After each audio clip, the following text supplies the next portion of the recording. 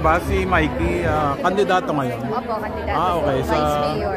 Sinamahan mo? Hindi. Bakit? Kaya na yun. Iba naman kami ng may sarili si Mikey Vizcarra. Pero kasama na, supportive naman ako. Pero pagka ibang kasi doon partido talaga sila po. Okay. Sa bagay, kahit solo niya, kaya-kaya. Ang asawa ko naman kasi, pag hindi naman din ako pwede, tsaka pagka alam niya mahihirapan ako minsan, sabihin niya, huwag ka na lang, mas stress pa siya pag andun ako, iisipin niya.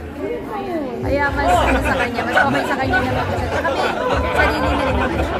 Okay.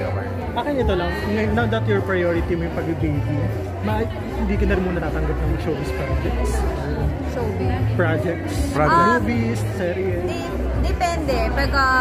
Usually kapag ako yung one of the producers or ako yung isa sa mga nagko-concept, tinatang. Pero may mga na muna kami, na pass muna kami na may mga thank you, may mga nag-o-offer naman pero hindi lang namin talaga tinatanggap pa.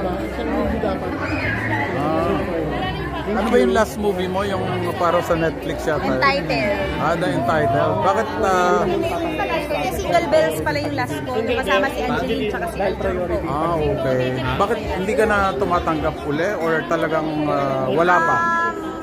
May mga nag-offer naman po. Kaya lang po, parang mas pinili ko muna na hindi muna kasi nga, baka mamaya ayoko yung maging sa trabaho. So priority mo talaga na mabuntis. Tsaka pag po kasi content creator, sarili mo yung time mo, so mahirap din pagka may kahati. Wawalan ka ng oras na gumawa ng mga project. Kahit TV show man lang sana. Oo nga pero hindi. Tingnan natin. Kapag maganda naman yung in-offer, pwede naman. Pero so far, mas focus muna po ako dito sa... Okay. Thank you very much. Taga-Taytay pala kayo. Oo naman. Saan sa Taytay? Matagal na.